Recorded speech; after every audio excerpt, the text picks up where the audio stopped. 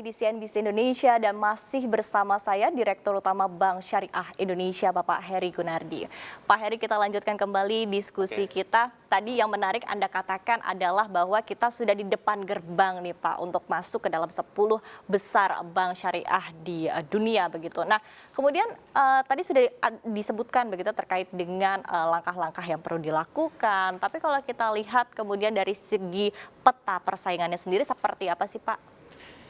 Kalau kita melihat ya ranking ya, market ranking sekarang yang ada di perbankan syariah global, yang besar-besar market cap-nya seperti Al Rajhi, ya, kemudian Kuwait Financial House, Bubian Bank dari Kuwait, Dubai Islamic Bank yang ada di sini, Abu Dhabi Islamic Bank.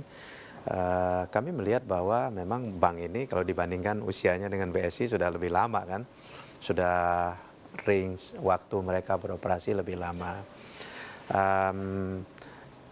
Dalam hal peta persaingan ya kami melihat ada satu distinction gitu antara perbankan yang ada di Middle East ini dengan BSI. BSI ini specifically itu kita banyak tumbuhnya mungkin satu-satunya bank di syariah di dunia yang memang kuat di consumer dan retail. Ya, retailnya luar biasa. Sekarang kalau kita jumlahkan dari total portofolionya BSI mungkin hampir 50% kita melayani segmen consumer dan retail.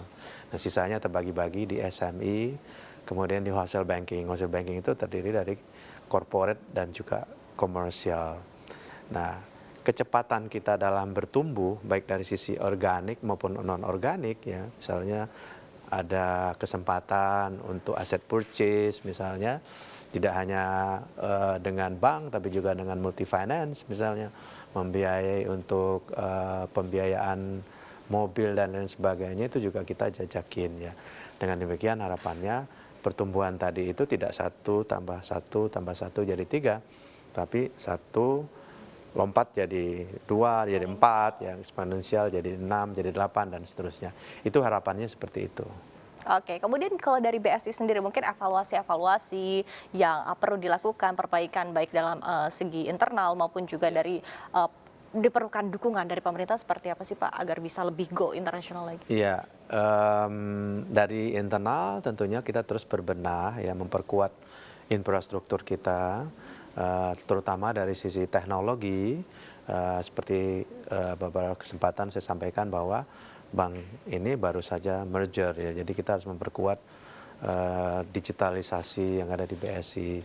Rencananya tahun ini ya, harapannya sih awal tahun depan kita sudah bisa memiliki sebuah super app ya, artinya mobile banking yang ada sekarang BSI Mobile ini sudah mungkin tidak terlalu sophisticated lagi bagi customers gitu. Kita harus membangun sebuah super app baik dari sisi transaction, kemudian kita juga bisa melayani dari sisi nasabah ingin mendapatkan pembiayaan dan juga nanti pelayanan wealth management ya, digital wealth dan lain sebagainya ada dalam satu aplikasi ini bisa diberikan.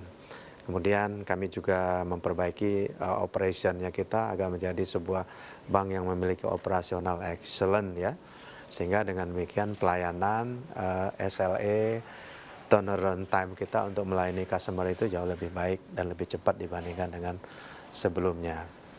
Yang berikutnya adalah human capital ya. Gimana pun hebatnya bank, teknologinya bagus, produknya bagus, tapi operatornya siapa gitu ya. Ini yang penting adalah manusianya juga. Pengembangan sumber daya manusia terus kita lakukan, tidak hanya dari rescaling, kemudian meningkatkan kompetensi teman-teman yang ada di BSI, tapi juga kami tahun ini juga merencanakan untuk mengirimkan beberapa karyawan terbaik untuk melanjutkan jenjang pendidikan misalnya ke S2 di luar negeri dan dalam negeri. Kemudian ada attachment ya. Mulai awal bulan depan itu mungkin beberapa karyawan terbaik BSI itu akan attach di beberapa bank di Middle East ini untuk belajar ya know-how dan juga best practice yang ada di sini, sehingga nanti bisa dibawa kembali ke BSI untuk memberikan wawasan dan juga pandangan yang mungkin lebih modern dibandingkan apa yang kita miliki saat ini. Dan pemerintah tentunya kami melihat dukungannya luar biasa.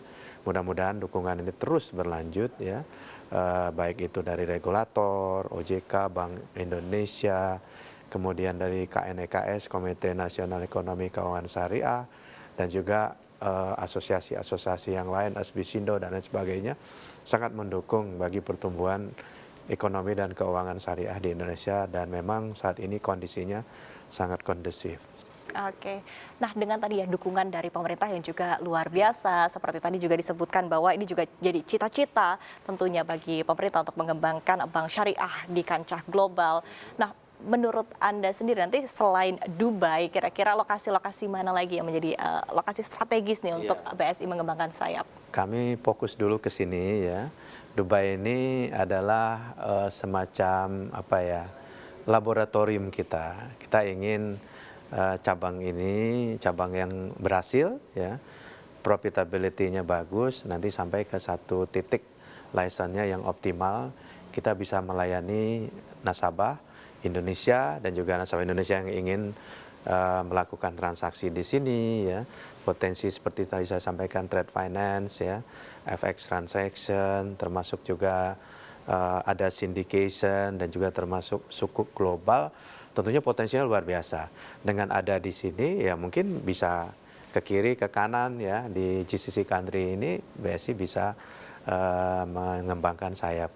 Tentunya tidak menutup kemungkinan ya ada beberapa tempat lain ya, tapi kami sedang melakukan kajian untuk itu. Nanti once kalau kami punya ya planning ini dan sudah matang kajiannya, kita bisa share juga. Dan tentunya dengan izin setelah mendapat blessing ya dari OJK ataupun Bank Indonesia. Oke. Pak Heri, sebagai Direktur Utama dari bank syariah terbesar di Indonesia, seberapa optimis Anda bahwa Indonesia bisa menjadi hub untuk finansial syariah? Ini bukan muluk-muluk ya, maksudnya simpelnya begini, kita tahu Indonesia ini negara besar dari sisi populasi, lebih dari 265 juta penduduk saat ini. 87% ya dari total penduduk Indonesia itu adalah Muslim population. Ya. Populasi itu adalah potential market untuk perbankan. Jadi sekitar 220 juta. 220 juta ini adalah market, is youth market ya untuk sebuah perbankan di dunia, terutama di Indonesia. Kalau kita melihat bahwa angka compounding average growth ya, rate atau KIGAR gitu, pertumbuhan aset perbankan di G20 country, ada 20 negara G20, Indonesia itu menempatkan pertumbuhan paling besar ya di antara 20 negara tadi. Dari sisi ROA, return on asset juga Indonesia itu paling tinggi. Nah, sebenarnya secara perbankan di dunia ini kita itu very potential market ya untuk menjalankan bisnis perbankan. Nah, the reason why banyak juga kan bank negara lain ingin membeli bank di Indonesia itu sebenarnya seperti itu. Kemudian kedua, dari sisi profitability dan juga net interest margin ya, untuk perbankan maksudnya di Indonesia termasuk juga bank syariah dari sisi imbal hasil ataupun bagi hasil dan lain sebagainya, Indonesia sebenarnya masih potensial untuk itu. Nah, sehingga kami melihat bahwa pertumbuhan perbankan secara nasional dan juga perbankan syariah ini akan bisa tumbuh lebih baik dibandingkan dengan negara lain.